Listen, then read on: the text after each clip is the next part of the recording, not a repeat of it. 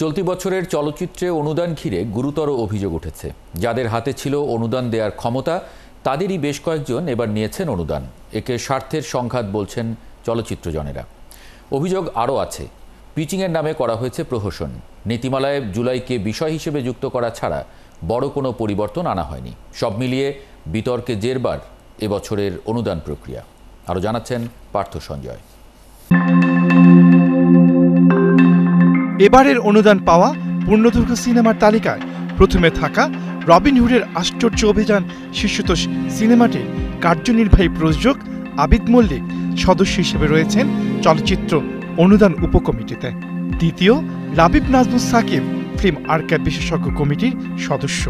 অভিযোগ আছে তালিকায় চতুর্থে থাকা রুহের কাফেলা ছবির নির্মাতা সৈয়দা নীলিমা দোলার বিরুদ্ধেও। নয়ে থাকা কবির মুখ সিনেমার প্রযোজক মুশফিকুর রহমান চলচ্চিত্র জাতীয় পরামর্শক কমিটির সদস্য। স্বল্পদৈর্ঘ্য শাখায় ছয়ে থাকা ভরা বাদর সিনেমার প্রযোজক মোহাম্মদ সাইদুল আলম খান তথ্য মন্ত্রণালয় সংস্কারের সার্চ কমিটির সদস্য। ১৪ নম্বরে থাকা অতিথি ছবির প্রযোজক আবিদ মল্লিক, যিনি পূর্ণদৈর্ঘ্য স্বল্পদৈর্ঘ্য দুই ধারার ছবিতেই অনুদান পেয়েছেন, তিনি অনুদান উপকমিটির সদস্য। চলচ্চিত্র জাতীয় পরামর্শক কমিটি ও স্ক্রিপ্ট বাছাই কমিটি দুই কমিটির সদস্য সাদিয়া খালিদ তৃতি। অদ্বৈত ছবির জন্য তিনি অনুদান পেয়েছেন। আর পরামর্শক কমিটির আরিফুর রহমান পেয়েছেন স্বল্পদৈর্ঘ্য আশার আলোর জন্য।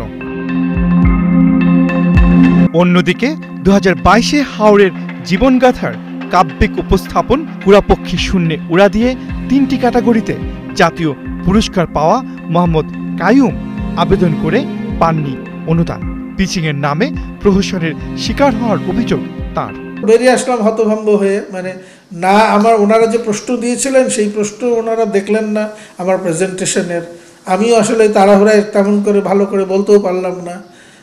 আমি পরে চিন্তা করলাম যে এই ধরনের পিচিং থেকে কমিটির যারা ছিলেন, মন্ত্রণালয়ের যারা ছিলেন, তারা আসলেই কি কোনো বুঝতে পারবেন কিনা যে কোন নির্মাতা যোগ্য। এই নির্মাতা আরও বলছেন, বিভিন্ন কমিটিতে থেকে যারা অনুদান পেয়েছেন তা আইনের ব্যত্যয়, অন্যায়। সুস্পষ্টভাবে কনফ্লিক্ট অফ ইন্টারেস্ট এবং স্বার্থের সংঘাত যে আইন আছে বাংলাদেশে, আপনি জানেন সিপিটিইউ নামে একটা অর্গানাইজেশন আছে, যে সেন্ট্রাল প্রকিউরমেন্ট টেকনিক্যাল ইউনিট, তারা একটা নীতি নির্ধারণ করে দিয়েছেন সরকারি কাজের ক্ষেত্রে, ক্রয়ের ক্ষেত্রে কি নীতিমালা ফলো করতে হবে। তাদের আইনে সুস্পষ্টভাবে এটা আছে, আপনি দেখবেন। এইটা ওনারা দিতে পারেন না, এটা অন্যায়।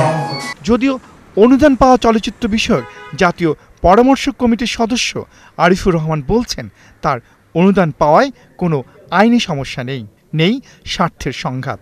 একই মন্তব্য করছেন বিচারক হিসেবে থাকা বিএফডিসির ব্যবস্থাপনা পরিচালক। যে আমি এই জিনিসটা এইভাবে ভাবিই নাই যে এটার সাথে এটার কোনো কনফ্লিক্ট থাকতে পারে। হ্যাঁ, যেটাতে কনফ্লিক্ট থাকতে পারে বলে আমার মনে হয়েছে সেটাতে কিন্তু আমি সজ্ঞানে আমি ইগনোর করেছি যে না, আমি এটাতে থাকতে চাই না অনুদান কমিটিতে, কারণ আমি নিজেই তো একটু থামাই। তার মানে হচ্ছে আপনি বলছিলেন অনুদান কমিটিতে যদি থাকতেন তাহলে আপনার কাছে মনে হতো এটা কনফ্লিক্ট অফ ইন্টারেস্ট, তাই তো? হ্যাঁ, মানে যদি আমার ক্ষেত্রে আমি বলছি এটা, যে আমি অনুদান কমিটিতে থেকে ক্ষেত্রে আপনি মনে করেন, তাহলে আপনি মনে করেন যে কিন্তু অনুদান কমিটিতে থেকে কেউ পেয়েছে, সেটাকে কি আমি অন্যদের ব্যাপারে কিনা? দাদা, আমি অন্যদের ব্যাপারে কোনো কিছু বলবো না। আমি আমারটা একমাত্র শুধু আমার যে ব্যাকড্রপ, আমার যে কনটেক্সট, সেটা আমি ক্লিয়ার করতে চাই। পূর্ণদৈর্ঘ্য যদি স্বল্পদৈর্ঘ্য করে, এখানে আইনের কোনো বাধা নেই এবং এটি কনফ্লিক্ট অফ ইন্টারেস্ট নয়। না, আমি মনে করি না।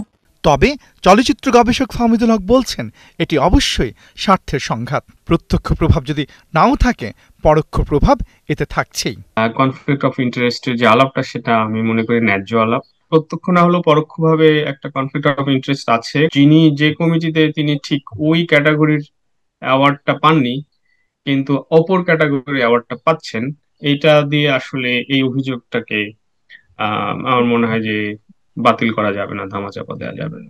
এই শিক্ষক এও বলছেন, অনুদান নিয়ে নানা বিতর্ক আগে থাকলেও পদে থেকে অনুদান নেয়ার অভিযোগ অতীতে খুব একটা দেখা যায়নি।